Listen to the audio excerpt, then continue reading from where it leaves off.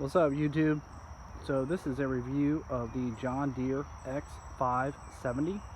I'm going to talk about what led me to this John Deere entry-level garden tractor.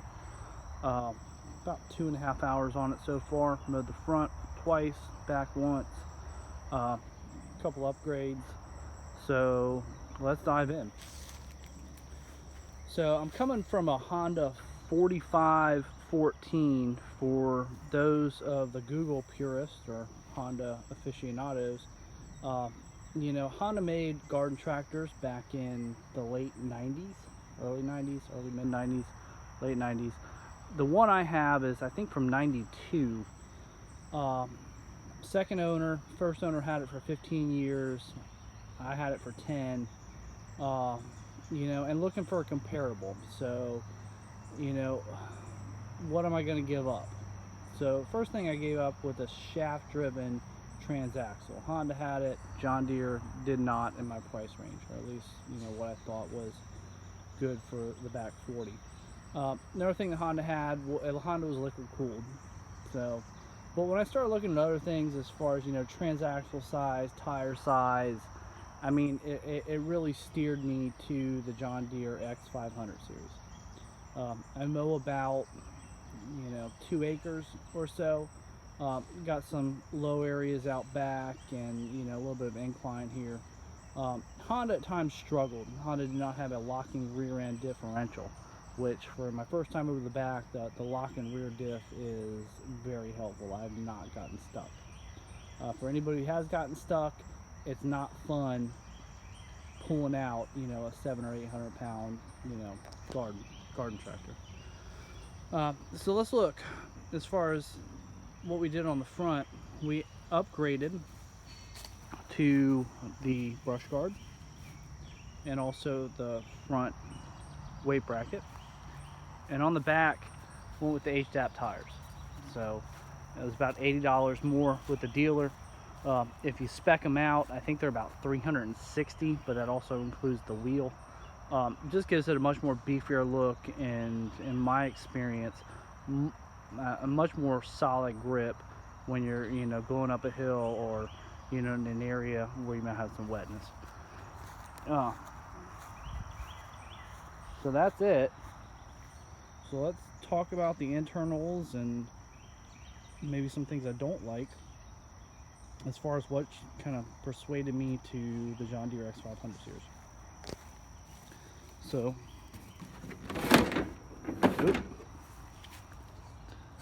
that was a fail. For those of you with a brush guard, you got to take out one pin. Still getting used to that. Pin comes down, brush guard comes out, and the hook comes up. So, Kawasaki FS730V, 24 horsepower. I mean, it's a stout engine. It's air cooled. One of the things I gave up. So, I mean, but it's stout. So, I was looking at the 590 and really kind of considered that. I'll talk about why, you know, chose this over the 590 a little later. But, I mean, it's stout. Difference on the 590, you know, obviously don't have a choke because it's fuel injected, but here where you have, you know, hardline or mechanical throttle, it's electronic. The fuel injection also puts out about 1.5 horsepower more. So one of the things I was taking back, stepping up from a 14 horsepower liquid cooled Honda engine, essentially a Honda Civic with a motor deck, is the power here. I mean, it gets it on and gets it done. So it's pretty good. Let me shut that. Put that. And for those with a brush guard, it just goes up. And you kind of hold that. And the pin comes down. Goes up.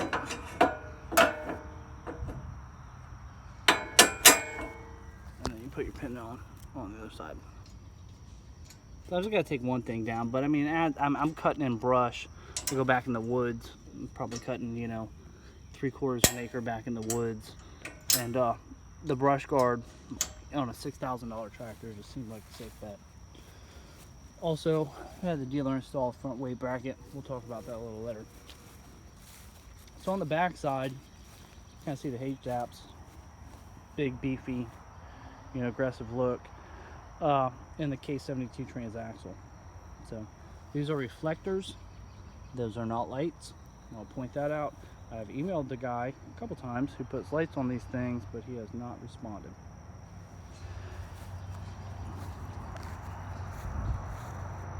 So why an X500 versus an X300 versus, you know, the Lowe's, Home Depot brands versus a compact utility tractor, which I actually kicked around, and maybe a step up at a later date.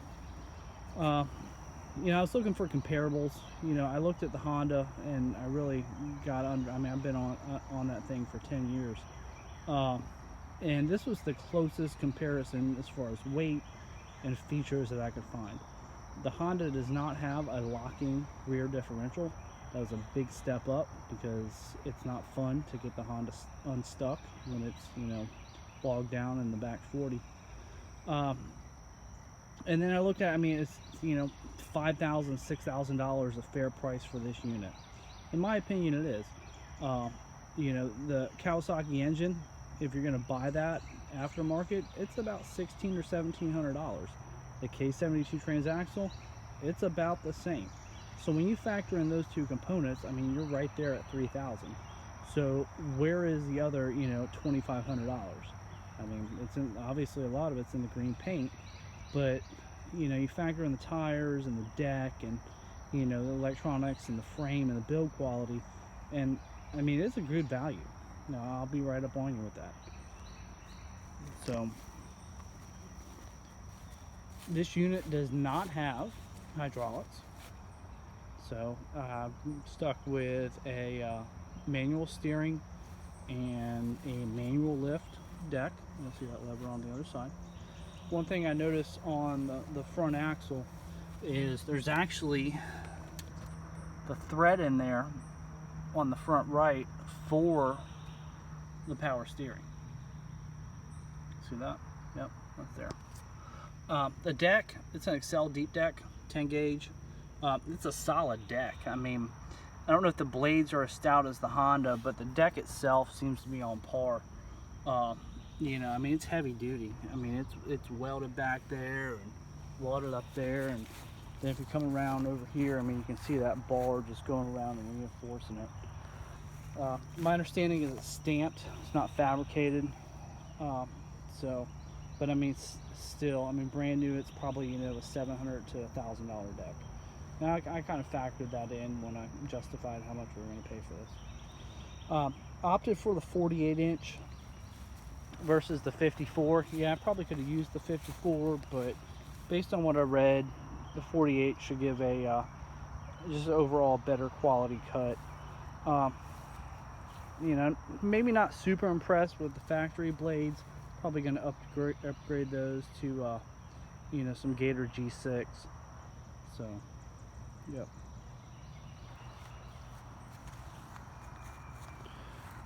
So one thing on the 570 that I noticed that the 580 and the 590 include are like some attachery points here in case you want to put a cover on it.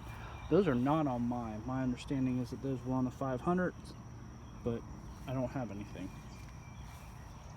Also, I don't like that exposed. I mean, I would much rather have seen this piece of metal come up here. I mean, from a serviceability standpoint on the rear transaxle, it would have made it more difficult. But I don't like that, especially with that fan back there. I feel it's too easy for something to get flown up in there and break. Other things I don't like. Front tires. So my understanding is that these came with 15 by 6.5 to 8 versus 580 and 590 or 16, 6.5 and 8. You know, a little beefier. You know, I bought a 18 cube steel cart which actually has a 16 6.5/8 on them, and I kind of compared, and there's a difference. At this price point, I'm not really a fan at the entry level of having the same fronts that are on the X300 series. Okay. What else? You know, there's really not a whole lot more. I mean, the backlights, I cut at night sometimes, especially out by the road, or I feel like if I had backlights, I'd have a little bit more margin as far as somebody see me out by the road. At this price point, I mean, if you're going to pay $6,000 for a garden tractor, and the holes are right in there, so I don't really fully understand why they did not do that. Seat wise, seat's great. I put a basic cover on that. You know, I mean, the seats are about $150 or so. The upgraded seat's close to like $250, $270. The seat that comes on the 590. So a seat guard just kind of, you know, seat cover just kind of seemed like insurance at this point because they get expensive. So what else? Still getting used to the reverse, and we'll kind of get up here and kind of show you that. This second time through the front, I got much more used to it. I did not stall that out, but there's a lever here, or excuse me, there's a push button, so you got to push that if the PTO is engaged before you go into reverse. Once you're going, you can let it off. You know, I don't know, the Honda, I used to throw it in reverse and nobody's going to squeal about it, but I guess the John Deere is. Also got the LCD display, pretty cool. So let's check this out. And I really like it. I mean, and it may be a little overkill, but you can see how much gas I got in there. That's a dealer fresh tank. Got 2.7 hours, got my RPM on the side. You can see that parking brake's engaged. Once I disengage the parking brake, that should go off, which it does. It's back. Also the battery meter. There's also some other indicators here for, I think, over temp and maybe some service things. So I mean, it's smart. So I mean, like if it's not sensing something, I'm sure that Kawasaki engine is going to report back here and give you a code. And you probably take that to the dealer, but I'm not really worried about the Kawi engine. So let's start it up. So it's been running a little bit, so I'm not going to really do the choke, but I've got my thing there. We're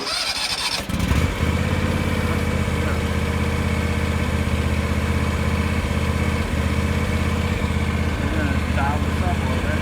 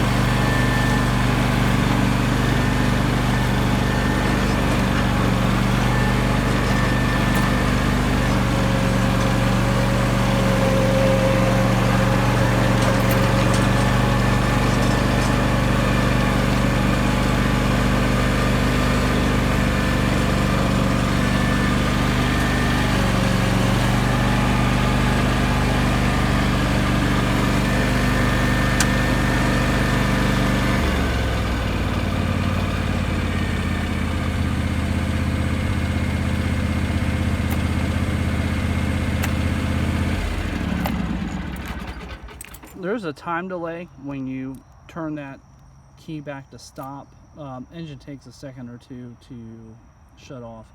A little bit of play in my throttle here, especially like, you know, from there to the mid-range. Doesn't seem like it steps up to really after I go from mid to high. So that's kind of one of the things that I was looking at as far as against the 590. I just couldn't justify the extra $1,700 or so. I mean, it turns on a dime. And, you know, some guys are saying like, hey, I mean, you get a 590 and all of a sudden, you know, pick your tractor up and that's what it feels like to steer. And I believe that. I mean, it's power steering. But for an extra $1,700, you know, the power steering, hydraulic lift, the EFI was the most compelling for me to step up to the 590, but at the end I did not make that decision. You know, if I was in an area where I'm blowing snow, I'm in, you know, the eastern part of North Carolina. We don't get a whole lot of snow here. So, but if I was gonna run a snowblower on the front of this, definitely I would have stepped up to the 590. Take that 47-inch blower. I'm thinking about getting a front blade for it, to kind of plow my driveway. You know, I've got a couple 100 feet driveway that when we do get snow, it would really be nice to have a blade on the front, and I'll probably use that for other purposes. So as far as that, you know, I've got a couple neighbors who have the Home Depot series.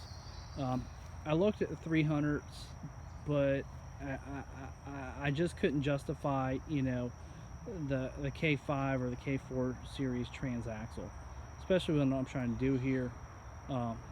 You know, looking at the book prices on the K, I think it's 58 versus the K72. The K72 is almost twice as much if you're going to buy it, you know, just off the internet, versus the K72. So, I mean, it's a much beefier transaxle. I can see that. I mean, the construction wise, I'm not sure that there's a whole lot of difference in the construction of the 300s versus the 500s. Only time will tell. I mean, it's beefy. So, all right, that's it. Did I miss anything? I don't think so. Whenever I've engaged the diff, I've always come to a complete stop, engaged it. When I'm done, come to complete stop and then let off. The mower deck height, I mean, it's cake. I mean, you just lock it down and adjust it and then drop it. And I also like the fact, and this is another thing, versus the hydraulic deck, if I'm going over some stumps or a high area, I can push that down and that raises the deck up. So, kind of, you know, deck adjustment on the fly. All right, that's it. It's pretty cool. I mean, it's a big upgrade. I was kind of taken back, you know, I'll be honest with you, over, you know, how much power this had versus my Honda. I mean, Honda was 14 horsepower liquid cooled, but when I got on this thing, I mean, it felt like I had 3 times the amount of power. I went almost 2 months without mowing the yard, and this thing went through it like flipping, you know, Paul Bunyan. So, all right. Let me know if you like it. Let me know if you know somebody who's making LED taillights for the back, because I'm interested. Thanks.